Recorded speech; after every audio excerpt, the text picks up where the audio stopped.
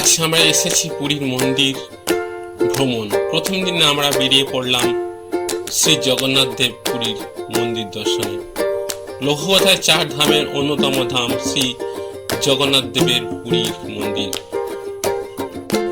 সন্ধ্যা থেকে আমরা দেখলাম শ্রী জগন্নাথ দেবের আরতি।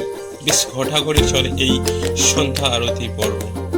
আপনি যদি রথের সময় আসেন তবে দেখবেন অসংখ্য লোক দেশ বিদেশ থেকে এসে জড়ো হয় শুধুমাত্র এই রথ উৎসব দেখার জন্য। এরপর আমরা ধবলিগিরি মন্দির দেখার জন্য বেরিয়ে পড়লাম। মন্দিরটি বেশ উঁচুতে অবস্থিত। ধবলিগিরির অপর নাম শান্তিস্তূপ। মন্দিরটি চারিদিকে আছে 4টি বৌদ্ধ মূর্তি ও এর দেয়ালে আছে অসামান্য বুদ্ধদেবের স্মৃতি বিচরিত জীবন কাহিনী।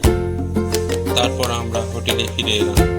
দুপুরে লাঞ্চ সেরে বিকেল দিকে বেরিয়ে পড়লাম উড়িষ্যার লিঙ্গরাজ মন্দির দেখতে। এই মন্দিরটি ভুবনেশ্বরের প্রাচীনতম মন্দির। এখানে মন্দিরের বিগ্রহটি শিব ও বিষ্ণু রূপে পূজিত হয় এবং মন্দিরের প্রধান চূড়াটি 180 ফুট উঁচু। এই লিঙ্গরাজ মন্দিরটি অন্যতম পর্যটন কেন্দ্র হিসাবে খ্যাতি লাভ করেছে। পরের দিন সকালে আমরা গেলাম উদয়গিরি ও খণ্ডগিরি দেখতে। পাশাপাশি অবস্থান করছে উদয়গিরি আর খণ্ডগিরি। উদয়গিরিতে মোট আছে 15টি গুহা আর খণ্ডগিরিতে আছে 18টি গুহা।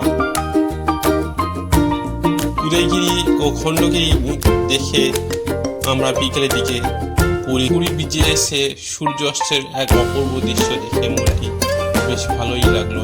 এই ছিল আজ আমার পুরীর ভ্রমণের সংক্ষেপে ভিডিওটি যদি ভালো লাগে তবে লাইক, শেয়ার ও সাবস্ক্রাইব করতে ভুলবেন না যেন।